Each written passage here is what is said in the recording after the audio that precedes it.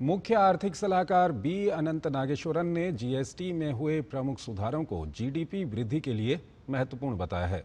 उन्होंने कहा कि जीएसटी में सुधारों का देश की आर्थिक वृद्धि पर महत्वपूर्ण प्रभाव पड़ेगा।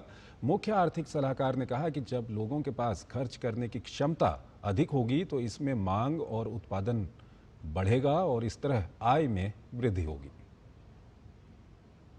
Naturally, as I just mentioned, you have higher purchasing power in the hands of the people when the rates come down, and naturally that leads to a virtuous circle of demand, production, increase in capacity, which in turn contributes to income growth of people. So that is how it triggers a virtuous circle. So the contribution, even though it may be hard to quantify right now, you have to wait for some data to come through, the impact will be quite significant and positive for GDP growth.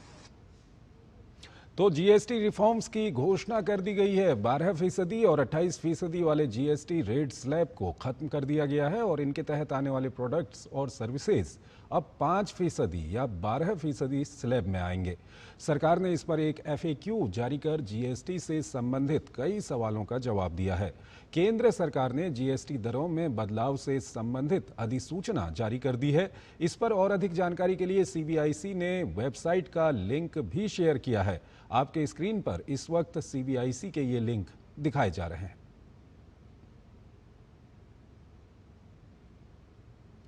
और नए GST reforms में कई आवश्यक वस्तुओं में छूट दी गई है। अधिसूचना के जरिए इन वस्तुओं की सूची भी सार्वजनिक की गई है।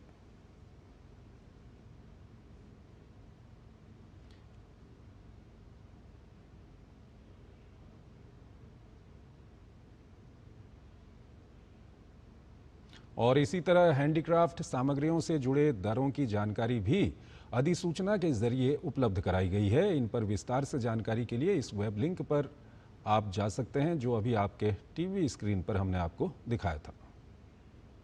ये एक बार इस लिंक को आप फिर देख सकते हैं। वहीं कंपनसेशन सेस पर नई संशोधित दरों की जानकारी भी सीबीआईसी ने उपलब्ध कराई है, जिसे सीबीआईसी की वेबसाइट पर इस लिंक पर देखा जा सकता है।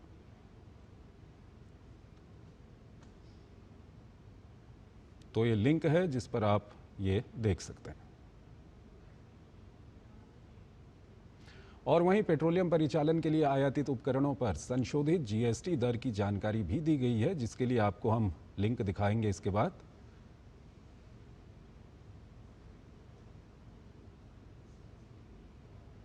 ये लिंक है, इस लिंक पर आप जा सकते हैं और पूरी जानकारी ले सकते हैं।